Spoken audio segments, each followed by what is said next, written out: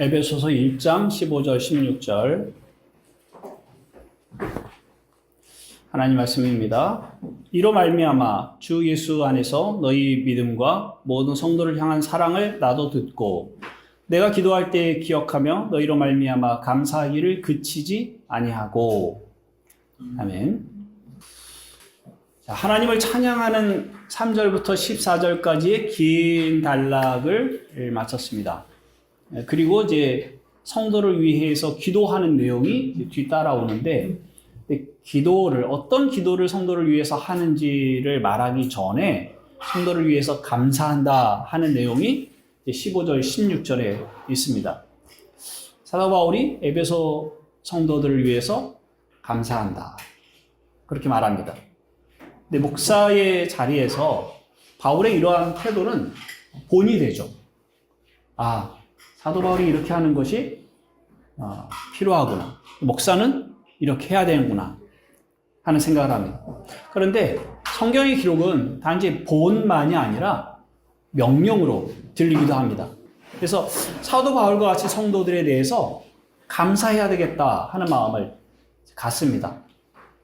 근데 이제 저의 개인적인 고백을 하자면 성도를 생각하면서 감사가 앞서진 않습니다. 참 쉽지가 않아요. 특히 이제 저는 목회가 교회 이름이 제자의 숲 교회인 것처럼 제자로 세우는 일이라고 생각을 해왔어요. 사실 그거는 굉장히 중요한 목회의 철학이고 또 목회하는 중요한 일이 맞습니다. 그런데 제자로 세우는 일은 훈련하는 일이거든요. 성장하고 변화를 요구하는 일입니다. 그러다 보니까 성장하고 변화하는 일에 초점을 맞추고 그리고 성장하고 변화할 때에 감사를 하게 되죠. 그런데 여러분도 알다시피 사람이 성장하고 변화하는 일이 쉽지 않습니다. 1년쯤 지나면 이 사람이 이만큼 성장했다, 이게 수치로 얘기하기가 어렵잖아요. 여러분들도 스스로 생각하기도 그렇고 또 제가 보기에도 이 사람 1년 만에 이만큼 성장했어, 이렇게 찾기가 또 쉽지 않습니다. 물론 어느 때 어느 시간에 눈에 띄게 변화하고 자라는 사람들이 있습니다만은 그는 어느 정도가 수준이 되고 나서는 그게 잘 나타나지 않습니다. 특히 외적인 성장이 멈추고 내적인 성장을 하는 경우에 사람의 성장하고도 비슷하죠. 그런 경우에 그 성장이 잘 눈에 띄지 않습니다. 그리고 신앙도 마찬가지로 어떤 사추임 같은 것을 겪어서 때로는 좀 정체되고 하는 그런 일도 있습니다. 그러다 보니까 어쨌든 그 성장과 변화에 초점을 두다 보니까 감사하다 하는 그런 말들이 잘 나오지 않습니다. 사실 오랫동안 그래 왔습니다. 그러다 보니까 사도 바울이 감사한다는 내용들을 볼 때 이게 참 잘 안 된다. 그래, 어떻게 이렇게 할 수 있을까? 이해되지 않는 그런 부분이었습니다. 근데 이제 몇 년 전부터 제가 감사 노트를 쓰고 또 감사 노트를 쓰시라고 제가 말하기 시작을 했는데, 그러면서 이 부분에도 이제 변화가 일어났어요. 자, 이런저런 일들에 대해서 하나님의 은혜와 그 일하심에 대해서 감사를 하는데, 정작 성도들에 대해서는 내가 어떤 감사를 하고 있나? 근데 여전히 그 잘하고 있지 않구나 하는 것을 이제 발견한 거예요. 그럼 이걸 어떻게 하나?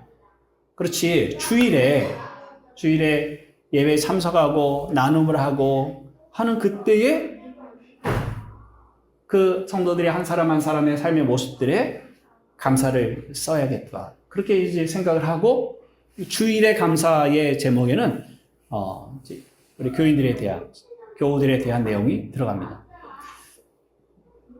근데 저의 감사는 그럼에도 불구하고 감사가 아닙니다.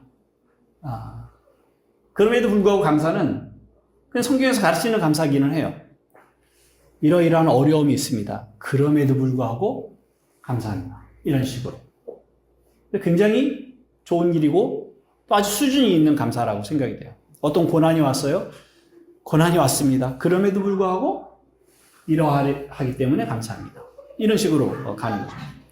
근데 그렇게 감사를 배우고 그렇게 가르치고 하다 보면 어떤 문제가 생기냐면 이미 주신 것에 대한 감사를 놓치는 경우들이 있고요. 또 하나는 내 마음은 따라가지 않나요? 내 마음과 내 그 정서가 감사의 마음에 감사로 마음이 가지 않아.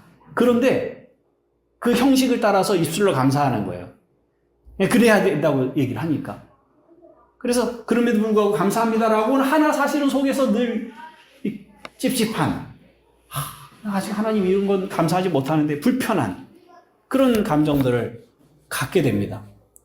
그래서 그럼에도 불구하고 감사하는 수준에 이르는 것은 굉장히 좋은 일이지만 그렇게 시작할 수는 없다고 생각이 들어요. 그래서 저의 감사는 이미 하나님이 주신 것에 대해서 감사할 수 있는 것을 찾아서 감사하는 일입니다. 어렵고 감사하는 마음이 들지 않는 것을 억지로 감사하는 것이 아니라 이미 주신 일들을 찾아서 감사하는 거예요. 그렇게 지금 감사를 쓰고 있는데 그렇게 하다 보면 감사의 관점으로 모든 일들을 바라보게 되고 감사의 관점으로 고난도 시련도 보는 눈을 갖게 돼요. 그래서 그 고난에 대해서 고난이 왔지만 그럼에도 불구하고 감사가 아니라 그 고난 자체의 감사함이 무엇인지, 거기에 하나님의 일하심이 무엇인지를 보고 고난에 감사합니다 하는 수준에 가게 되는 겁니다. 물론 제가 아직 거기 이르렀다는 것은 아니지만 그 방향으로 나아가고 있습니다. 성도에 대한 감사도 그런 관점에서 시작을 했습니다. 큰 변화와 성장이 있을 때에 감사하는 것이 아니라 내가 이 정도는 이 성도가 이 정도는 성장을 해야 되는데 이 정도의 모습을 보여줘야 되는데 라고 기준을 정해놓고 거기에 도달해서 감사하는 것이 아니라 그 사람의 형편에서 하나님이 행하시는 일들에 감사를 찾는 거예요. 아주 작은 일들에 감사를 하는 겁니다. 주일 예배에 참석하는 것 감사한 일입니다. 그럴 수 없는 환경을 우리가 자주 만나잖아요. 심하게 아플 때에 우리 나오고 싶어도 나올 수 없습니다. 특히 지금은 감염병의 시대를 살고 있잖아요. 그래서 나의 열심으로 예배에 나올 수 있는 게 아니라 다른 사람을 보호하기 위해서라도 내가 예배에 참석할 수 없거든요.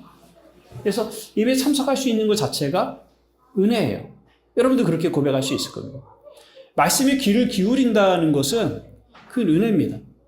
저는 말씀을 전하는 자 입장에 많이 서지 듣는 자리에는 잘 있지 않죠. 간혹 그런 때가 있습니다만은 그런데 그 자리가 사실 훨씬 더 어렵습니다. 집중해서 말씀을 듣는다는 것이 쉽지 않습니다. 그런데 말씀에 귀를 기울이고 그 말씀에서 하나님께서 말씀하시는 것을 듣고 교훈을 얻고 아멘할 수 있는 것, 그것이 은혜예요. 감사합니다. 교제에 참여하게 되는 것, 그건 감사한 일입니다. 우리는 작아서 교제까지 이어지는 게 아니라 예배와 교제가 하나이기 때문에 교제까지 해야 된다고 계속 강조를 하고, 그런데 교제까지 참여하는 일들이 쉽지 않죠. 우리가 이제 성도들의 삶의 면면을 다 알 수 없지만 때로는 교제하지 못하고 가시는 분들도 있고, 또 교제한다는 것이 자기의 삶의 이야기들을 하든 안 하든 사실은 내가 오픈되는 자리거든요. 그게 사실 부담되는 일입니다. 그게 싫어서 작은 교회들을 선택하지 않는 사람들도 굉장히 많고요. 근데 바로 그 부담이 사실은 필요하다고 생각해서 교제를 하는 거예요.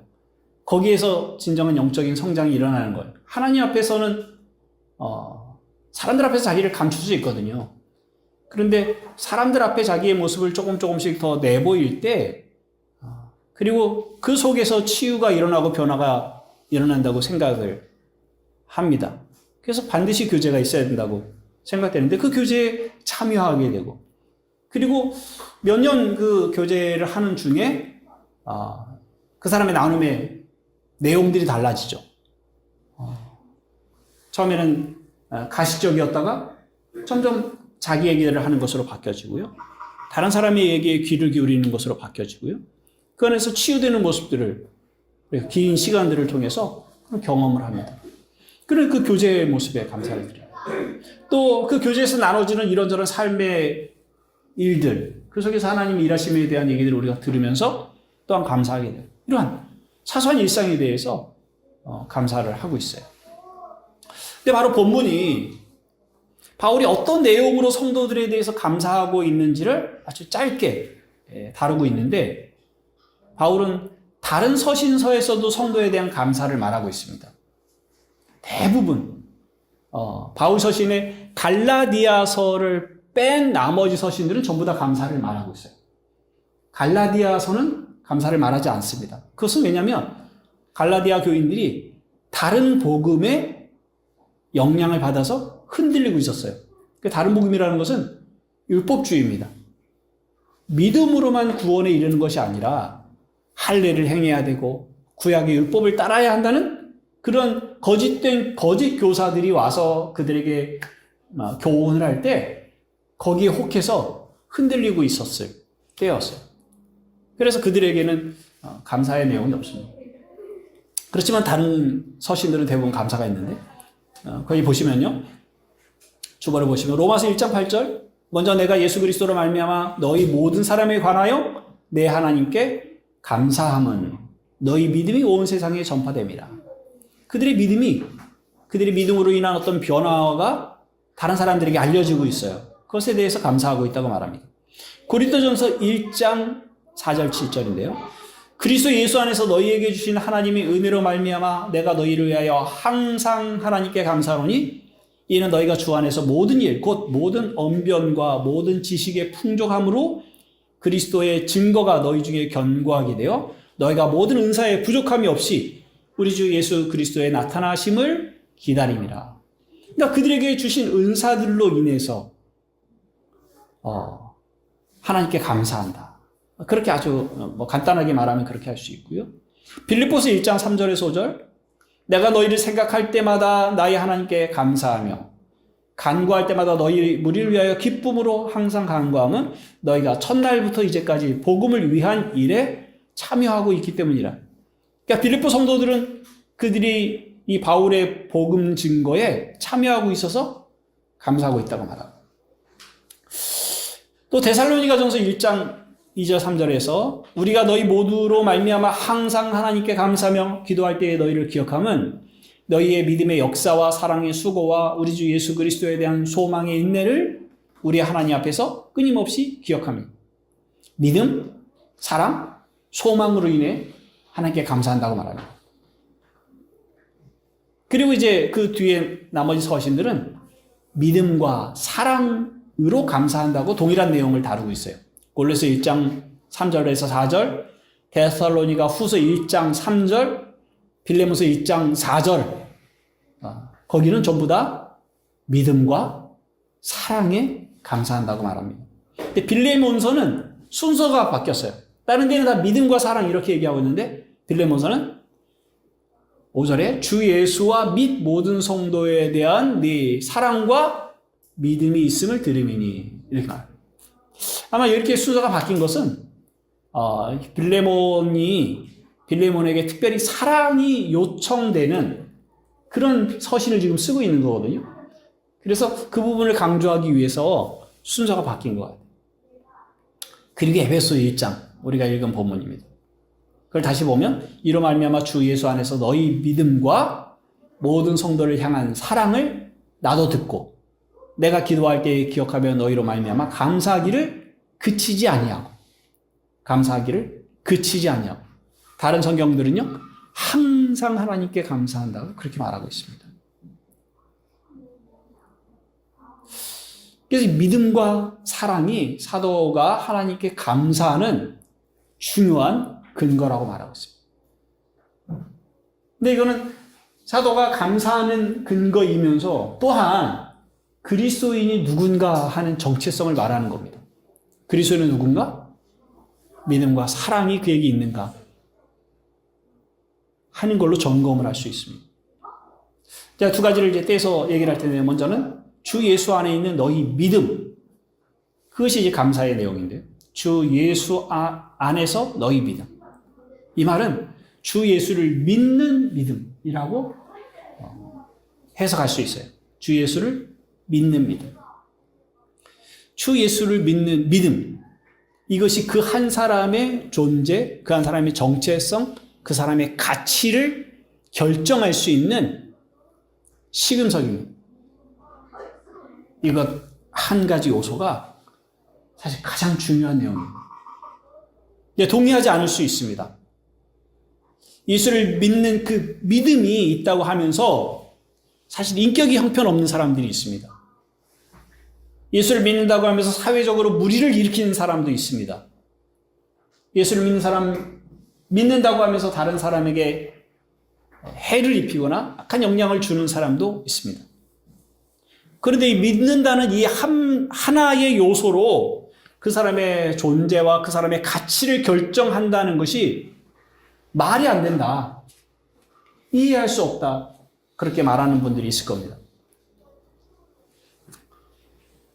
저는 최근에 어머니 장례를 치렀는데 우리는 누군가의 죽음을 맞이합니다. 우리도 결국 죽음을 맞게 되고요. 죽음을 앞두고 나서 가장 중요한 게 뭘까요? 그 사람이 어떻게 살았고 무엇을 남겼는지 이런 걸 중요하게 생각합니다. 그런데 그래서 곧 잊혀집니다. 적어도 한 세대는 기억할 수 있습니다만 그 다음 세대는 그걸 기억하기가 어렵습니다. 우리는 이렇게 세상에 100년을 살다가 갑니다. 예전에 60년, 70년 그랬는데 지금은 90세를 훨씬 넘어서 삽니다. 저희도 형제들도 어머니의 장례를 치르면서 아쉬웠던 건 90세는 넘기겠다 생각을 했는데 자녀들이 생각하는 부모의 기대 수명이 됐어요. 근데 우리가 90년을 살든 100세를 넘겨 살든 그냥 100년입니다. 그리고 이 세상에서 사라지는 거예요. 그것이 끝입니까? 그것이 끝이 아니에요. 우리는 영적인 존재입니다. 영적인 존재라는 것은 영원한 존재라는 의미입니다. 믿는 사람이나 믿지 않는 사람이나 모두가 부활합니다. 요한복음 5장의 말씀 보면 믿는 사람은 생명을 얻는 부활을 하고 믿지 않는 사람은 심판을 위한 부활을 합니다. 죽어서 우리 영혼이 천국 간다고 말하는 것을 끝나는 게 아닙니다. 죽어서 가는 천국은 임시처소예요. 부활을 기다리는 겁니다. 그리스도가 오셔서 새로운 몸을 입는 것을 기다리는 거예요. 부활이 완성입니다. 믿는 사람들에게만 부활이 있는 것이 아니라 믿지 않는 사람들에게도 심판을 받기 위한 부활이 있습니다. 만약 이 세상이 부활이 없다면, 죽음 이후에 오는 세상이 없다면, 그러면 믿음은 사실 헛겁니다. 기독교는 이건 거짓입니다. 사기입니다. 그래서 고린도전서 15장에 부활이 없다면 믿는 사람들이 세상에서 가장 불쌍한 사람이라고 말하고 있는데 사실 우리에게 유익하죠. 그것 때문에 우리가 살아가는 소망을 가지고 살아가고 있으니까 유익하죠. 그런데 이게 사기이지 않습니까? 그래서 가장 불쌍한 사람이라 사도 바울이 그렇게 말합니다. 이 세상이 전부라고 하면서 신앙을 가지고 있을 수는 없습니다. 그는 그런 척하는 거예요. 그는 세상을 창조하신 하나님이 계시지 않다고 반하는 것이고 예수 그리스도가 오셔서 우리를 구원하시는 일이 필요 없다고 주장하는 것과 같은 겁니다. 우리가 영원한 존재라고 하는 것은 하나님 앞에 살아가고 있다는 내용입니다. 하나님께서 우리의 생을 평가하신다는 겁니다. 그런데 예수를 믿는다는 것, 주 예수를 믿는 믿음을 가지고 있다는 것은 하나님이 그 하나님의 의로 우리를 평가하시는 겁니다. 모든 사람은 하나님이 그 하나님의 거룩하신 의가 기준이 돼서 사람을 평가하시는데 그 거룩하신 의의 심판대를 피할 수 있는 사람은 없습니다. 모든 사람이 죄인입니다. 사람들이 보기에 조금의 차이가 있을 뿐입니다. 인격이 좋아 보이는 사람도 있고 또 선한 영향력을 끼치는 사람도 있습니다. 하지만 그 누구도 하나님의 의에 도달한 사람은 없습니다. 사람들이 보기에 저 사람은 법이 없어도 살 수 있는 사람이야 라고 말할 수 있는 사람은 있지만 그가 하나님 앞에 죄인이 아닌 것이 아닙니다. 그는 자기의 죄에 대해서 하나님께 심판을 받을 수밖에 없는 사람입니다. 히브리서 9장 27절에 한 번 죽는 것은 사람에게 정해진 것이요 그 후에는 심판이 있으리니, 하나님의 의의 심판으로 그 형벌을 벗어날 수 있는 사람은 아무도 없습니다. 그래서 하나님께서 하나님의 의에 이르는 다른 길을 주셨어요. 하나님께서 다른 길을 주셨어요. 그게 로마서 3장 21절인데 주보에 없죠? 로마서 3장 21절 말씀 보십시오.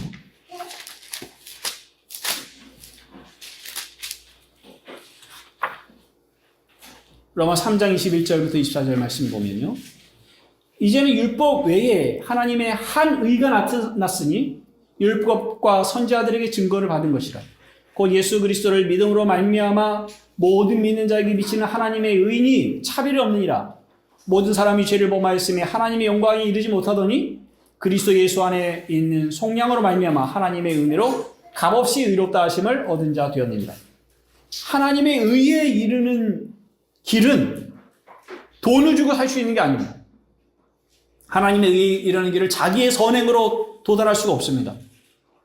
그거는 값 없이 얻을 수 있는, 하나님이 은혜로 주셔서 얻는 길밖에는 다른 길이 없습니다. 주 예수를 믿는다는 것은 그 하나님이 주신 은혜의 길에 자신을 맡기고 받아들이는 겁니다. 믿는다는 것은 자기가 죄인이 아니라고 뻔뻔스럽게 우기는 게 아닙니다. 그러니까 세상 사람들이 신자들을 볼 때, 그 기독교를 볼 때 아주 잘 이해하기 어려운 부분이 이거죠. 죄들은 지어놓고 예수만 믿으면 구원받는다고 말하는 거예요. 그러니까 교인들조차도 사실 이걸 자기에게 적용하기에 좀 불편스럽게 생각하는 사람들이 있어요. 어떻게 그럴 수 있느냐고. 그래, 믿는 것은 자기가 죄인이라고 뻔뻔스럽게 우기는 게 아니에요. 오히려 그 반대예요. 주 예수를 믿는다는 것은 하나님이 그 아들을 우리에게 보내지 않으셨다면, 하나님의 아들이 사람이 되셔서 우리를 위하여 십자가를 지지 않으셨다면 결코 구원에 이를 수 있는 길이 없다고 인정을 하는 겁니다. 그런 죄인이라고 인정을 하는 거예요. 예수를 믿는다는 것은 나는 죄인입니다. 나는 죄인입니다. 내 힘으로는 결코 해결할 수 없는 죄를 가지고 있는 사람입니다. 하나님이 은혜가 아니고서는 지옥에 갈 수밖에 없는, 영원한 형벌을 받을 수밖에 없는 사람입니다. 라는 고백이 거기에 담겨져 있는 거예요. 믿는다는 것이 자기가 윤리적으로 괜찮은 사람인 척 하는 건 결코 아닙니다. 예수를 믿는다는 것은 자기에게 선한 것이 하나도 없습니다 하는 그런 말입니다. 하나님의 성령의 도우심이 없다면, 하나님이 선한 열매를 내게 맺으시는 은혜를 주시지 않는다면 내게는 결코 그 어떠한 선한 열매도 있을 수 없습니다 라는 고백을 담고 있는 거예요. 여전히 예수를 믿는 중에도 여전히 연약하고 부족하여서 많은 사람들이 흠을 보이고 그렇게 살아갈 수밖에 없는 존재라는 인정을 하는 것이 예수를 믿는 거예요. 하나님의 은혜가 아니고서는 결코 소망이 없는 사람이라는 고백을 하는 겁니다. 그래서 예수를 믿는 중에, 믿고 있는 우리가 우리 안에 흠을 보이고 우리 안에 연약함을 나타내고 사람들에게 상처를 주고 도대체 왜 이렇게 성장이 없나, 왜 이렇게 그리스도를 닮아가지 못하는가 하는 그런 자괴감을 우리가 갖고 부끄러워하는 것은 너무나 당연한 일입니다. 우리는 그럴 수 있는 인간들이 아니거든요. 예수를 믿는다는 것은 자기의 노력이나 선행이나 성공이나 어떤 영향력으로 자기의 인생이 평가되지 않기를 바라는 겁니다. 오로지 하나님의 은혜로 값없이 하나님의 인정을 받는 자가 되겠다고, 자기를 내세우지 않고 그리스도의 십자가 뒤에 감추어서 자신을 가리고 그리스도로 옷 입어 자기는 죽고 그리스도가 살기를 바란다는, 또 그렇게 되어 있다는 고백을 하는 것이 믿는 겁니다. 주 예수를 믿는다는 것은 이렇게 자기 자신에 대하여 항복하는 것이고 하나님의 은혜에 항복하는 것이고 자기를 부인하는 겁니다. 죽는 겁니다. 그리스도가 살고 그리스도 안에 사는 겁니다. 사람은 죽음으로 자기의 육체의 모든 짐과 육체의 죄를 내려놓을 때까지 그리스도를 바라보는 것이고 부활에 이르러서야 비로소 그리스도 안에서 완전히 새로운 몸을 입게 된다는 것을 소망하며 사는 자입니다. 이것이 예수를 믿는다는 거예요. 근데 여기 어디에 자기의 자랑이 있을 수 있어요? 사람들에게 인정을 바라는 것이 어디 들어갈 틈이 있어요? 그렇다면 예수를 믿지 않는다는 건 뭡니까? 예수를 믿지 않는다는 것. 그건 그 사람의 인생, 그 사람의 존재, 그 사람의 가치를 평가하는 유일한 기준이 예수가 아니라는 거예요. 그러면 자기 자신이 자기를 평가하는 것, 세상 사람들이 하는 대로 그 평가에 그대로 자기를 내놓는다는 겁니다. 그는 하나님이 없는 사람이에요. 하나님이 세상을 창조하지 않으셨다고 믿는 사람입니다. 그걸 보지 못했으니까 하나님이 세상을 창조하지 않는 것을 보지 못했잖아. 물론 창조하신 것도 보지 못했지만 그건 그걸 믿는 사람이에요. 우리는 주 예수를 믿는 사람이고 그는 하나님이 없다고 믿는 사람. 예수를 믿지 않는 사람은 하나님께서 예수 그리스도를 통해 우리를 구원하시는 일이 없었다고 주장하는 사람입니다. 그 사람은 하나님의 의의 심판을 피할 길을 전혀 알지 못하는 사람이고요. 그 사람은 철저히 자기가 행한 일에 따라서 심판을 받는 사람입니다.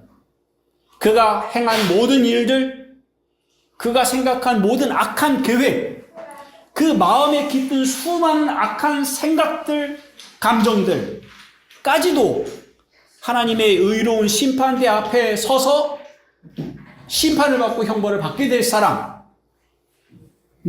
예수를 믿지 않는 사람인 거예요. 그의 유일한 길인 예수 그리스도를 믿는 길을 거부한 것이 그 사람이 선택한 겁니다.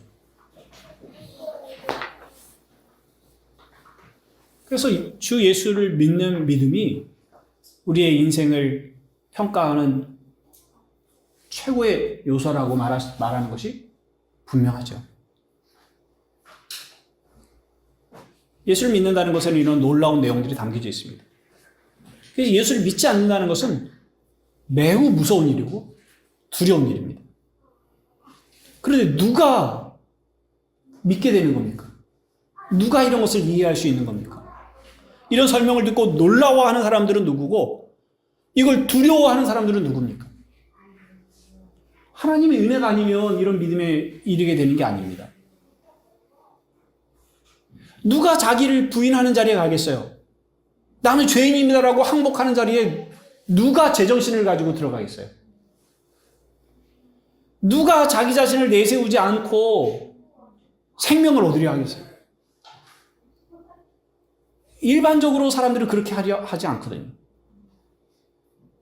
하나님이 일하심이 아니고서는 하나님이 찾아오셔서 부르지 않으시고서는 하나님이 그 마음에 그가 이제껏 살아오면서 가지고 왔었던 그 본성을 거스리는 생각을 넣어주지 않고서는 이런 일이 일어날 수 없는 겁니다. 그래서 이 15절이 이렇게 시작이 돼요. 이로 말미암아. 이로 말미암아. 이 말은 앞에서 언급한 그것들을 전제로 이런 말입니다. 앞에서 언급한 것을 전제로 하여 우리의 믿음과 사랑이 어디에서 나왔는지를 한마디로 말하고 있는 거예요. 이로 말미암아. 3절부터 14절까지. 창세전에 하나님께서 그리스도 안에서 우리가 세상에 아직도 나오기도 전에 하나님의 계획 안에 모든 것들이 지어지기 전에 하나님이 먼저 우리를 아시고 우리를 부르셨어요. 하나님이 우리를 택하셨고 예정하셨어요. 그리고 하나님께서 역사 속에 찾아오셔서 우리에게 말씀하시고 우리에게 믿음을 주시고 우리가 하나님께 반응하게 하신 겁니다. 그래서 우리 믿음에 대해서 하나님께 감사할 수밖에 없습니다. 그런 의미에서 사도 바울이 믿음을 가지고 있는 성도들에 대하여 감사하다고 하나님께 말씀을 드리고 영광을 돌릴 수 있었던 겁니다.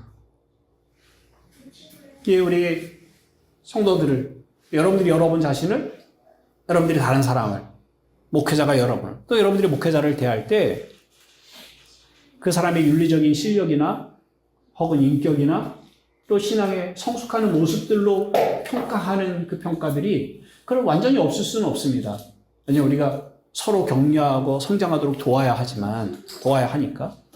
그러나 그보다 훨씬 더 크게 주 예수를 믿는 믿음 안에 있음으로 인해 그 한 가지 사실로 하나님의 은혜와 영광이 우리 한 사람 한 사람에게 가득하다는 사실을 받아들이고 인정하고 그렇게 대해야 할 필요가 있는 겁니다. 그래서 우리가 서로를 대할 때에 이 일에 대해서 하나님께 감사합니다라고 말할 수 있어요. 그것이 이 두 번째로 연결이 되는데, 바울이 성도에 대하여 감사하는 두 번째 내용은 모든 성도를 향한 사랑이다, 이렇게 말합니다. 모든 성도를 향한 사랑. 이런 질문이 먼저 들어오죠. 모든 사람을 어떻게 사랑해? 그래서 세상에 사는 모든 신자들 한 사람 한 사람을 다 사랑한다, 그런 의미는 아닙니다. 이거 과장된 표현입니다. 그럴 수가 없어요. 만나지도 않은 사람들을 어떻게 사랑해요? 사랑할 수 있는 범위 안에 있는 사람들을 사랑하는 것이죠. 그런데 이 방향으로 가고 있는 거예요. 예수를 알지 못했을 때는요, 사랑이 뭔지 모릅니다. 자기중심적인 사랑이죠. 그런데 예수를 알고 나서 사랑이 무엇인지를 압니다. 사랑이 시작됩니다. 사랑을 향해서 갑니다.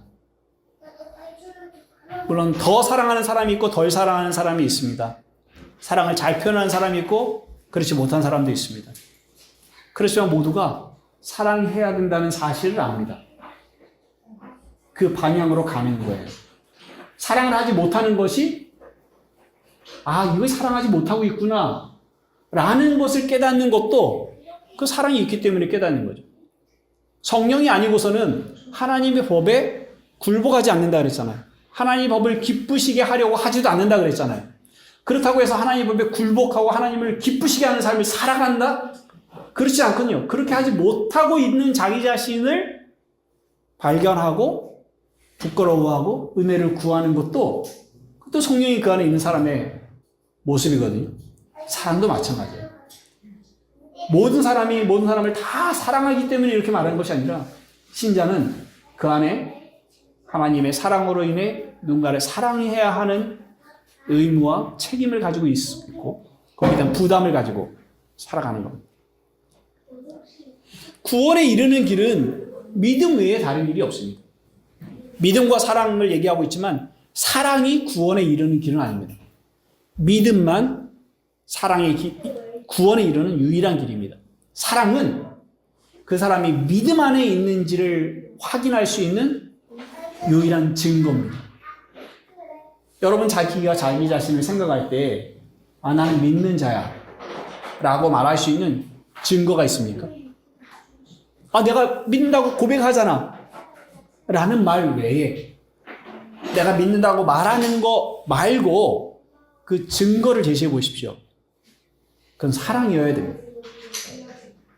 물론 제가 많은 사람을 혹은 어떤 사람을 온 마음을 다해서 사랑하는 자리까지는 가지 못하지만 사랑의 마음이 제게 들어왔어요. 제가 누군가를 사랑해야 된다는 생각을 갖기 시작했어요. 제가 사랑하지 않을 때 불편한 마음이 제게 있어요. 제게 없던 사랑이 들어와서 그것이 나의 삶에 영향을 끼치기 시작했어요. 그리고 그런 변화가 자기에게 있다고 얘기할 수 있어요. 다른 사람이 그 사람이 그리스도인인지 그리스도인이 아닌지를 구분할 수 있는 증거도 이겁니다. 사랑입니다. 저 사람 삶에 변화가 일어나기 시작했어요. 다른 사람들을 대하는 방식이 달라지기 시작했어요. 다른 사람을 사랑하기 시작했어요.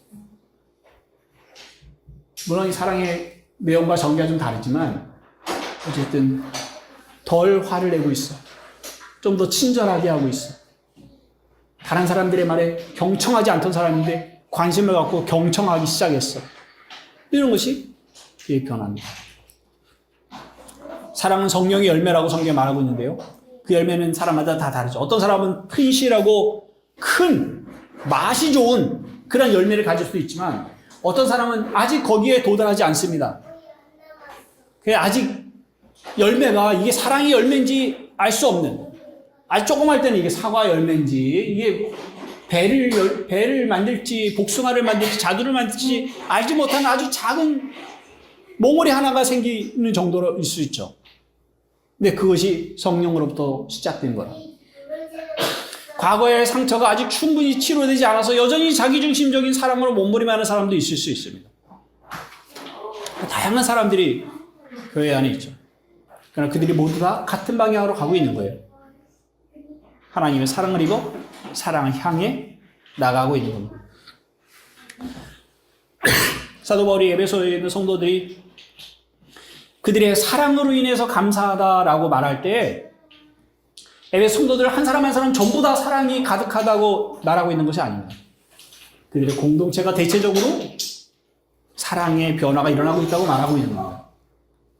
그래서 정말 사랑의 변화를 가지고 있는 그 증거를 가지고 있는 성도라면 더 분발할 겁니다. 근데 그렇지 않은 성도가 포함되어 있다면 부끄럽죠. 나의 사랑에 대해서 하나님께 감사할 만한 것이 없는데 그러나 그것이 내게 요구되고 있구나. 힘을 내야 되겠다 하는 생각을 할 겁니다. 사랑은 우리의 정체성을 밖으로 나타내는 것입니다. 세상에 복음을 증거하는 방법입니다. 요한복음 17장에 예수님께서 제자들을 위해서 기도하시는 내용이 담겨져 있는데 21절부터 23절 말씀을 보면 이렇게 말씀합니다. 아버지여, 아버지께서 내 안에 내가 아버지 안에 있는 것 같이 그들도 다 하나가 되어 우리 안에 있게 하사 세상으로 아버지께서 나를 보내신 것을 믿게 하옵소서. 내게 주신 영광을 내가 그들에게 주었사오니 이는 우리가 하나 된 것 같이 그들도 하나가 되게 하려 함이니이다. 곧 내가 그들 안에 있고 아버지께서 내 안에 계시어 그들로 온전함을 이루어 하나가 되게 하려 함은 아버지께서 나를 보내신 것과 또 나를 사랑하신 같이 그들도 사랑하신 것을 세상으로 알게 하려 함이로소이다.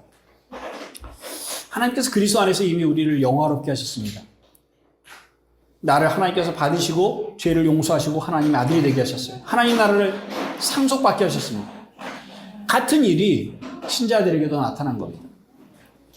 그러므로 우리가 서로를 대할 때 그리스도 안에 있는 자로, 그리스도와 연합한 자로, 그리스도의 신부로 대해야 합니다. 그는 그리스도의 사람입니다.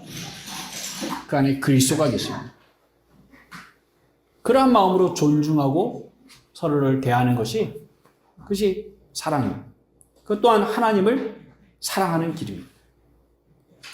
사랑하는 형제자매 여러분, 주 예수 안에 있는 믿음과 성도를 향한 사랑을 인해 하나님께 감사합시다. 여러분들 안에 있는 믿음과 사랑으로 인해 제가 하나님께 감사합니다. 또한 여러분들이 서로를 향해서 하나님께 감사하시기 바랍니다. 기도하겠습니다. 하나님 아버지, 우리에게 다른 것을 요구하지 않으시고 오직 예수 그리스도를 믿는 믿음과 그 믿음으로 인한 결과로 또 사랑을 우리에게 요구하시고 또 사도 바울이 에베소 성도들의 주 예수에 대한 믿음과 사랑으로 인해 하나님께 감사한 것처럼 또 우리가 성도들을 향해서 또 서로를 향해서 이렇게 감사할 수 있도록 은혜를 주시니 고맙습니다.